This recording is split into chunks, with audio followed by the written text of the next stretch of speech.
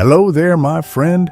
I'm John, 79 years young, and this is Senior Strong. I'm so glad we get to sit and talk again today, just the two of us, like we always do.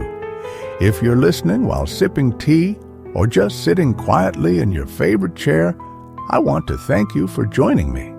Today's a special one because we're talking about something close to my heart. Memory and how to keep it sharp. Hey there, it's me, John. You and I have been through a lot, haven't we? And I think today's topic will feel familiar. Those little memory slips we all laugh about until they start feeling a bit scary. You see, the older I get, the more I find myself facing the occasional foggy moment, when words escape you or when that familiar face seems just out of reach. We chuckle them off at first, yet they can also bring a little worry along with them. What if my mind is starting to slow down, to fade away? But here on Senior Strong, we're all about living stronger, healthier lives filled with meaning and joy. So today, let's talk about how we can clear away that brain fog and keep our minds as sharp and bright as ever. All it takes is a handful of habits to make a world of difference. So stay tuned and let's explore how to keep that mental clarity strong as we continue this journey together.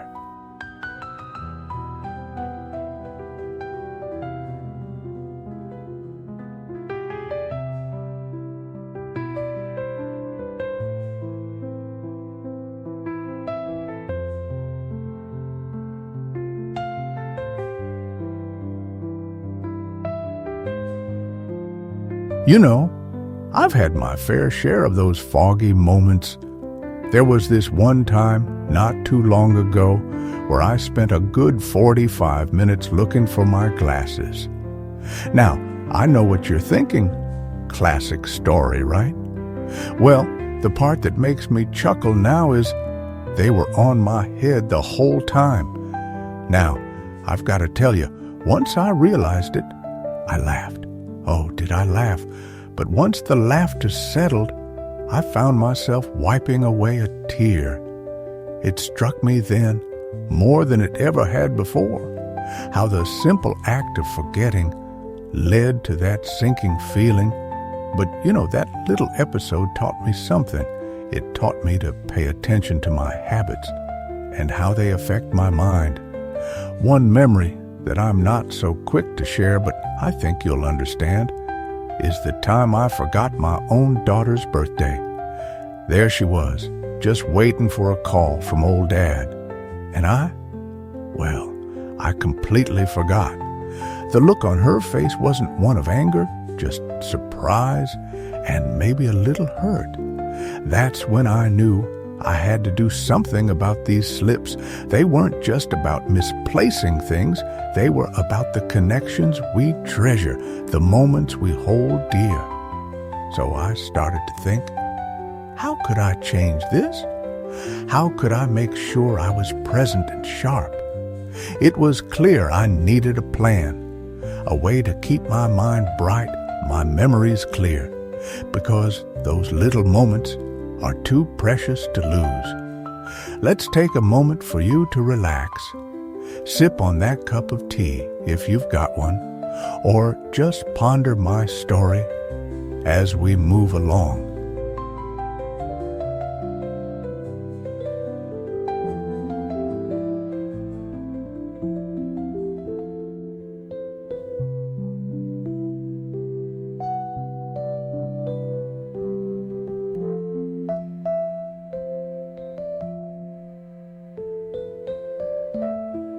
Hey there! Glad you're still with me. Let's dive into the first two habits that help me turn my memory around.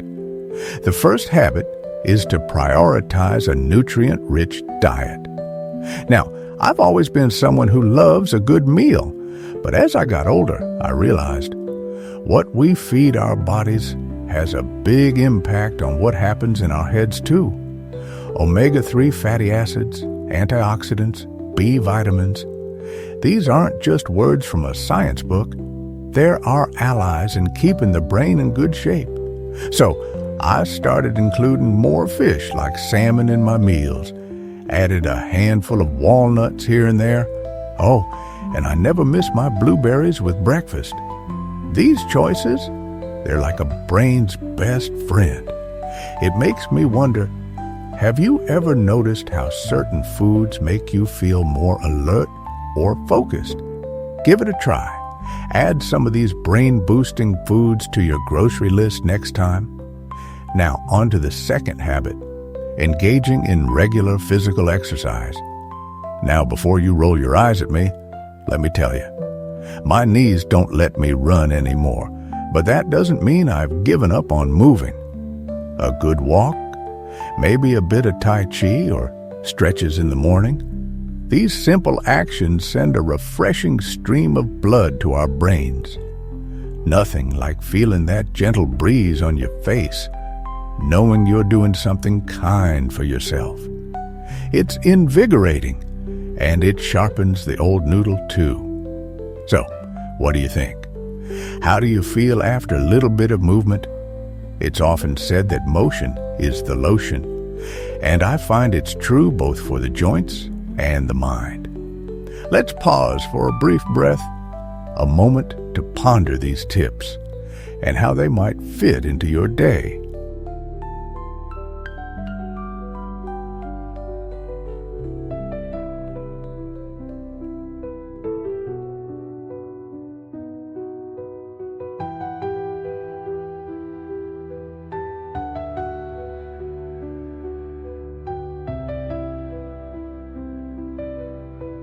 Look who's back. I knew you wouldn't leave me hanging. Now let's talk about two habits that bring joy and help the brain too. The third habit is all about keeping your brain engaged. Think of it like exercising your mind. Now, I've always been a crossword puzzle kind of guy. There's something wonderfully satisfying about finding the right word to fit. But there's more to it than that. Maybe it's learning something new, like a hobby or a language. It's like waking up new pathways in your mind every day. I myself took a painting, never knew I had a knack for it until I tried. The joy it brings is invaluable. There's a whole world out there in books, puzzles, and games. What's something you've been curious about? Maybe it's time to give it a whirl. Onward to our fourth and final habit, practicing mindfulness. It's a big word for something really quite simple and peaceful. I find just a few minutes of quiet sitting, some deep breathing, or a peaceful stroll in nature can do wonders. It helps to clear the mind and soothe the soul. I remember sitting in my garden early one morning, just listening to the birds, feeling the cool earth beneath me. Those moments of calm, of just being, they allow the fogginess to lift, leaving space for clarity. Have you ever tried mindfulness or meditation? Even just watching the leaves flutter in the breeze can be restorative. And there's no rush, no pressure, just a gentle invitation to be present. Let's rest here for a moment.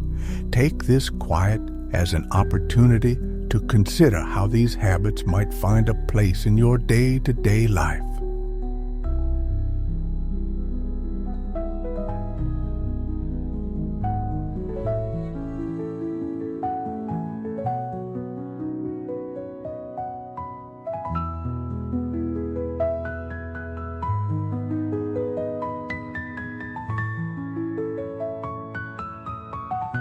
So, we've talked about some special habits today, haven't we?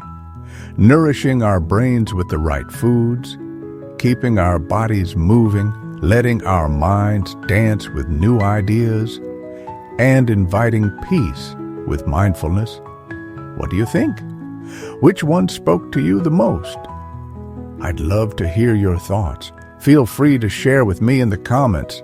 It's moments like these, when we're together discussing how to live our best lives, that I cherish most. And I hope you find them as heartwarming as I do. Next time we meet, we'll explore the world of restful sleep. How to fall asleep faster without any pills, just the comfort of peace. I've found some simple ways that work, and I'm eager to share them with you. This journey we're on, it's ours to share, and it's better with you beside me. So, until next time, take extra good care of yourself, my friend. I'll be right here, waiting, with a story and a smile just for you. Thank you for being here with me today. I'm grateful for your company. Remember, you're not alone on this path, and each small step toward clarity is a victory worth celebrating. Until then, keep your spirit bright and your mind open. I'll see you soon.